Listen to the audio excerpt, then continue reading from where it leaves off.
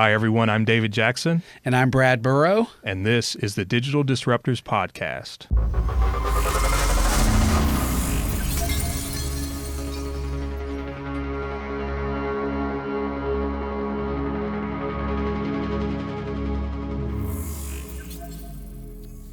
So welcome to the Digital Disruptors Podcast, everyone.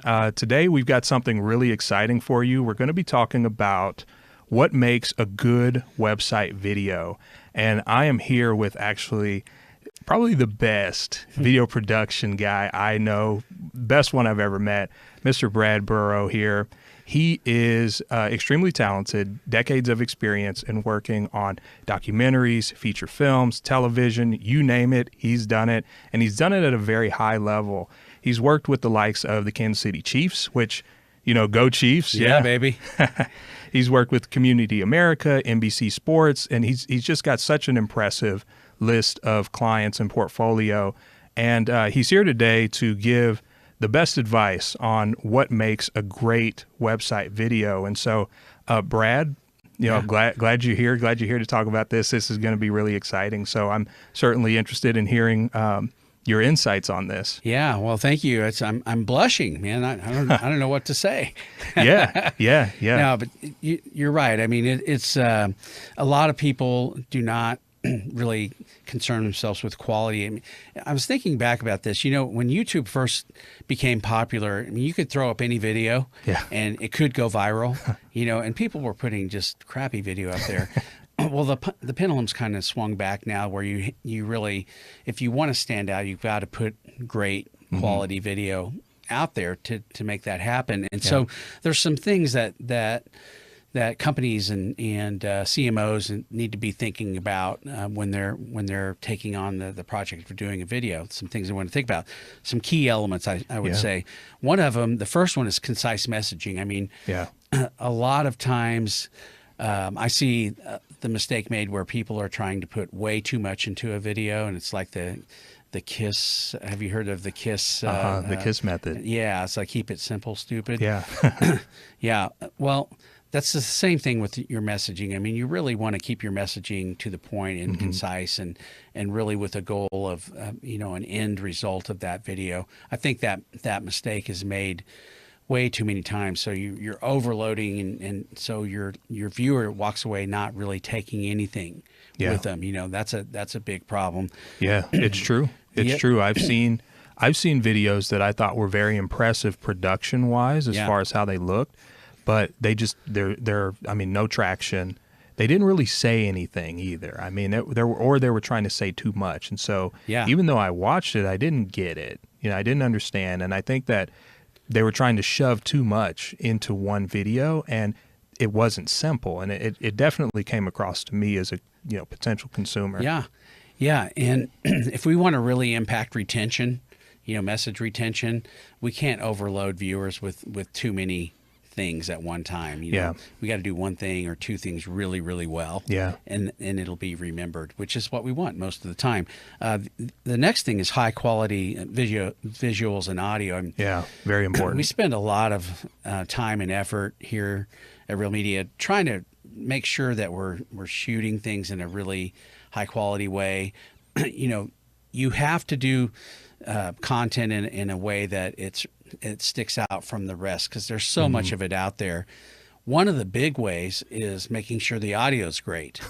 Yes. A lot of people don't pay attention to audio, and your audio has to be, it has to sound good on a phone now. It's got to sound good on a television, maybe in a different type of environment. Maybe it's in a stadium, maybe it's in a theater, but you've got to make sure you can't just put up a camera and not have a microphone. I see this all the time. People put up a camera, they don't even put a mic in front of the person they're interviewing, and you're hearing the whole environment.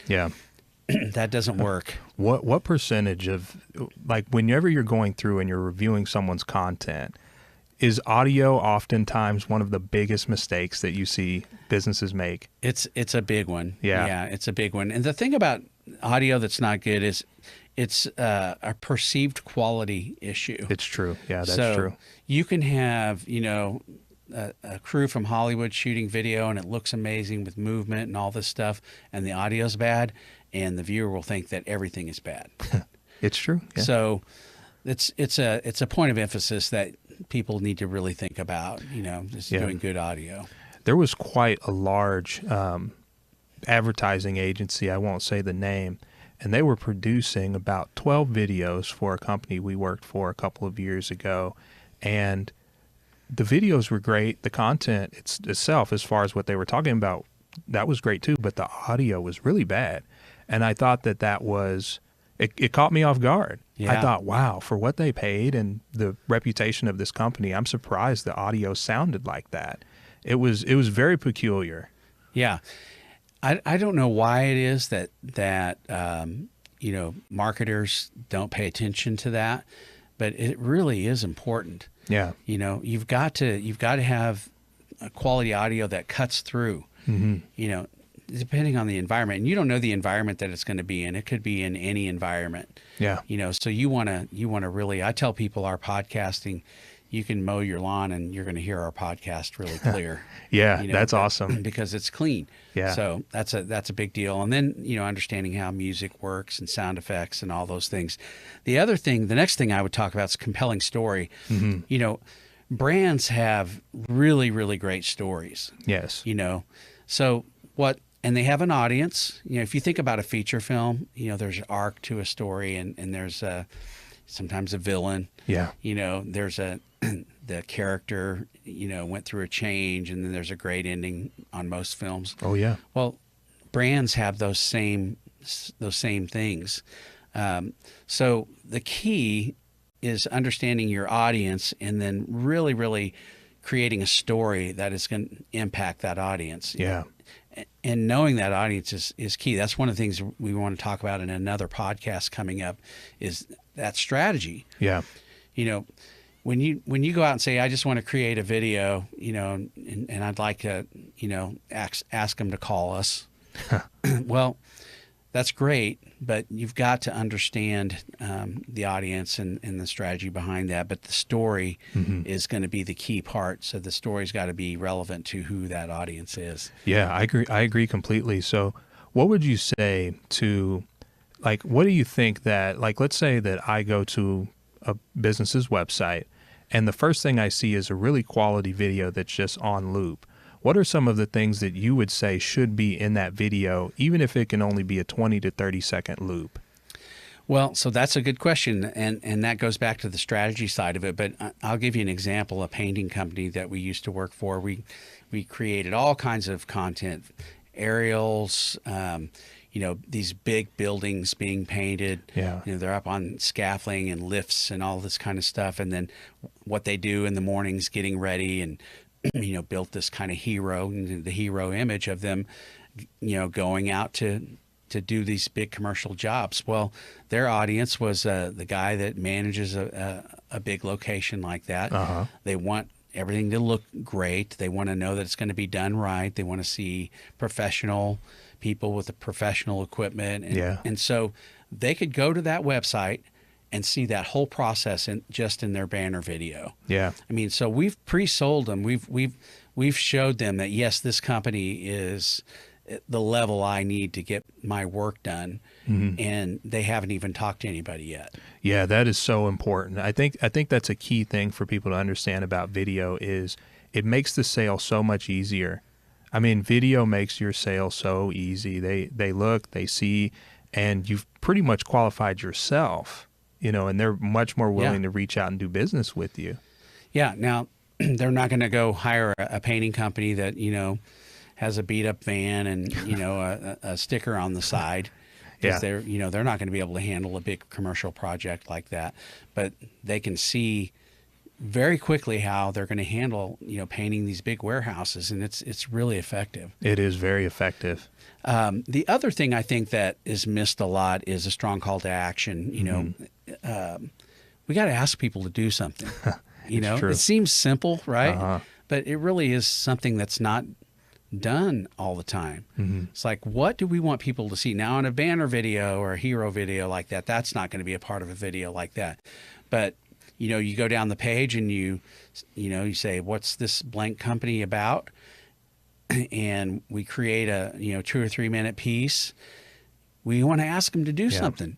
Call us. Hey, let us come out and quote your next project. Let's meet. Let's talk about how you're moving forward. Yeah. And I just think that's something that's not done very well by most companies. So let's say that I'm a company and I'm doing anywhere from like $3 to $10 million and above, and I'm local, maybe I'm a contractor, and I'm looking to increase the brand perception that consumers and potential customers have with our company.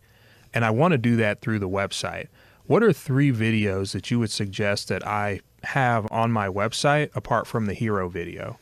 Well, I think there's three things that I always recommend. One is you want to talk about the pain that your target audience is having, okay, and how you're going to solve that pain. So that's that's a thing that we do on TV commercials all the time as well. It's like really making sure, it's like the fishing analogy that I talk about a fishing analogy a lot. It's like you want to catch a certain kind of fish, you're going to put a certain kind of bait out there. Well, your audience has pain, and that they're coming to you because of that, or they have a problem that you're helping them solve. So what we want to do with video is say to them, we know how to fix that. Yeah. We know how to solve that problem. And then we want to show them how we're doing that for somebody else, and that's the key thing. Like you talk about a hero video or something like that. I mean, you want to see that, or they want to see that you can fix this issue. That's right. Whether it's painting my commercial building, whether it's putting a new floor in my house, tile, landscaping, foundation. Yeah. You think about foundation companies, that there's 100 of them. Yeah. Who do I pick? Well, I can see by that video that they know what they're doing. That's right. That kind of thing. So that would be the first one. Promotional videos are another one. You talk about foundation companies, and we both worked with some foundation companies, and well, they have different things that they do. So, it might be sealing a basement crack. It might be lifting the foundation. It might be backfilling. It might be, poly jacking, they call that. There's all kinds of different things that they do. Well, I always recommend that we do separate videos for all those different things, because that one fish may only be interested in that one thing. That's right. So they want to go to that video and they want to learn what this company does in that area, and that is universal. For video production companies, web companies, it could be, a manufacturing company. Yeah. They all need to have videos that do that. The other thing I would say is testimonials and case studies. Oh yeah. You know how powerful testimonials are. There's something really, really powerful about a happy customer, not just in words, but on camera saying, man, they saved my house. Yeah. Or my roof was shot. You know what I mean? Yeah. Or this product changed my life. That's right. And as humans, we know when it's authentic. There are a lot of people that put stuff out there that's not really authentic when it comes to those things. You see it on TV all the time. But if you can get authentic testimonials and somebody really on camera talking about, man, this has been an incredible experience. They did the job well. It's held up. They knew what the problem was. They didn't try to sell me something that I didn't need. Yeah. All those things, the viewer's going, oh yeah, that's exactly right. That's exactly right. Again, you've broke down some barriers to get somebody to take another step with you. That's and right. Case studies I just think they're invaluable. I don't think enough people really think about what a well-done case study can do.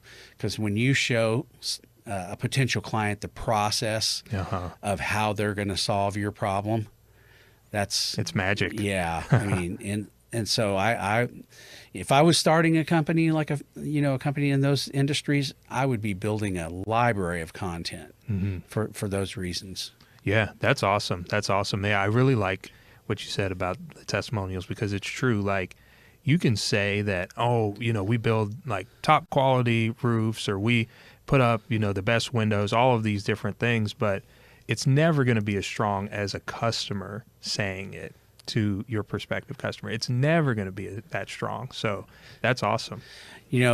one of the podcasts in the future that I would love to have you address too is the reviews side of that. Oh yeah. You know, so if you could tie the case studies to reviews, and man, that could be like a home run on the digital marketing side. Yeah, that's a whole different ball game. Like, I mean, Yeah. it is, you can talk about so much with reviews.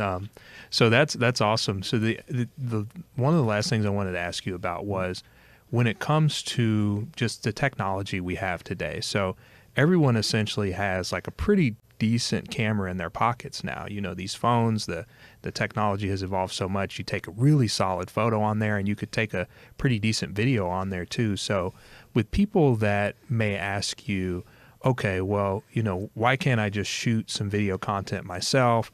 And, you know, what would you say to them? And also, when it comes to just choosing the right videographer or video production company, what are some things you should look for? Yeah, a couple things there. So the mobile thing, I get asked all the time. Well, what, you know, I'll just shoot it. We just had a manufacturing company that was doing that. They had somebody that was, you know, shooting it, and, you know, it looked okay.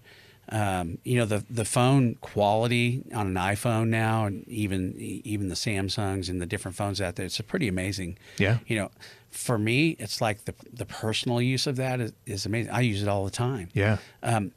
There's a place for that. Mm-hmm. So I would never ever say, oh no, don't use your mobile phone. That's never the case, but there's a place for that. And that doesn't replace the higher end quality of what we do, the precision of what we do. You know, I always use this analogy is that if you were building a house and, you know, you wanted to put tile in the kitchen, well, you could go to, you know, Home Depot and you could buy a tile cutter and get your tile, and maybe even go on YouTube and do a quick little tutorial, and you could do the tile yourself. Yeah. Now, that's going to look maybe okay. Okay. If you're actually fairly good at doing stuff like that, it might be okay. Yeah. But you get the guy that's doing it for 20 years and does it every day, has all the tools, knows how to do everything. Which one do you think is going to look better? Oh yeah. I mean, Yeah. So that's the analogy for what we do.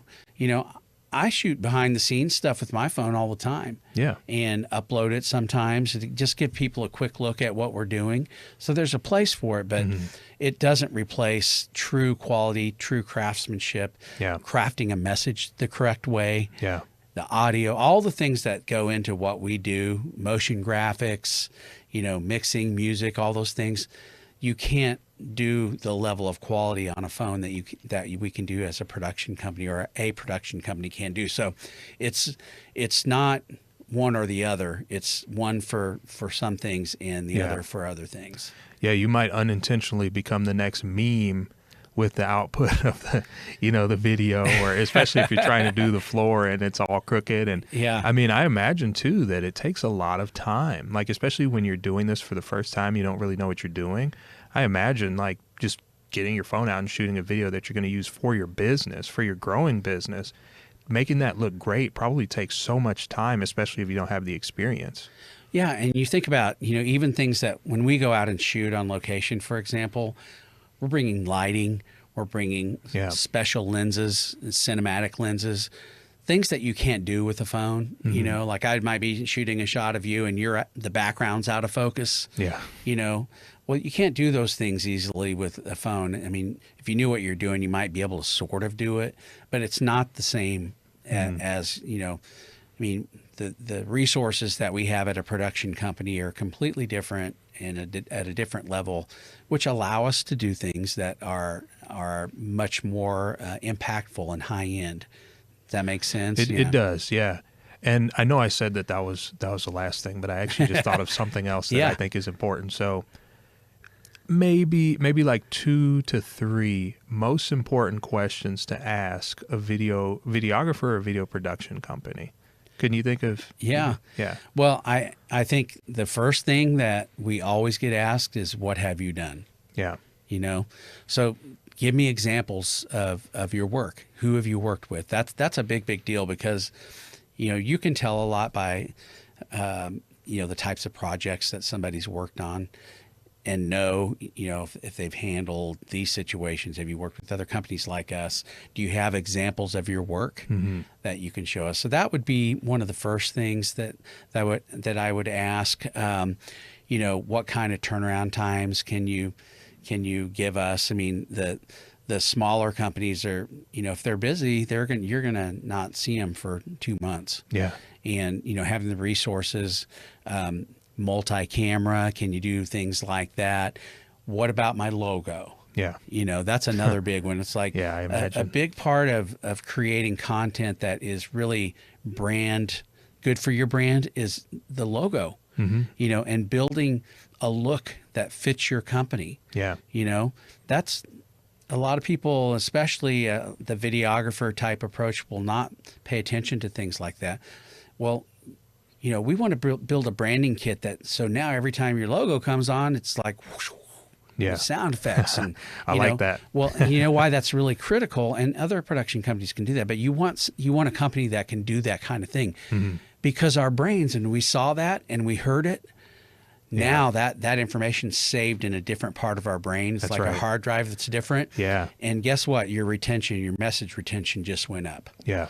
And so we don't want to just do that stuff to do it and say, well, let's try to get more money. Yeah. We're doing it with purpose. That's right. And that is the key. Anybody that you work with needs to understand the medium and understand, okay, yeah, I might ask you to spend more money on this, but there's a reason that we're wanting to do that. And here's what it is. You can decide if you want to, if retention is critical, it will be, but they've got to be able to put really strong reasoning behind everything that they do. Even camera movement, like if I'm moving like this with a camera, that's visually more interesting than a camera just locked down like that. Yeah. Well, we're remembering that differently. Yeah. And there's emotion that goes into that. And, if we can strike an emotion, with music and sound effects, well, we've just increased retention. Yeah. So that's in a nutshell, kind of some of the things I would be looking for. That's super important. Like, I didn't even think about any of that. Like all of the little things that increase retention, because, as we talk about it in future podcast episodes, like, when we talk about things like YouTube, the number one thing they're looking for is retention. How long is someone actually watching the video? That's the biggest scoring metric that they have. Not even the number of views or even what it's about. And so, I mean, retention is huge also just for staying power. I mean, just all of those little things that go into it are very important. And that's why you need to work with a professional who understands it, has done it for so many big brands, so much experience. I mean, it's invaluable. So, yeah. Well, great. Yeah. So, all right. Well, that was all we had today. Really great stuff from Brad. Thank you for sharing all of those valuable insights. On the next episode, we're going to be talking about the importance of putting together a solid content plan and the steps that Brad actually goes through when he walks through some of the biggest brands, not only in our metro, but in the nation, and what they've learned from Brad in elevating their video and brand connection. So if you liked what you heard and you found value in it, like the video, please subscribe to our channel. And stay tuned for the next episode of the Digital Disruptors Podcast. Yeah, thanks, guys. Thank you.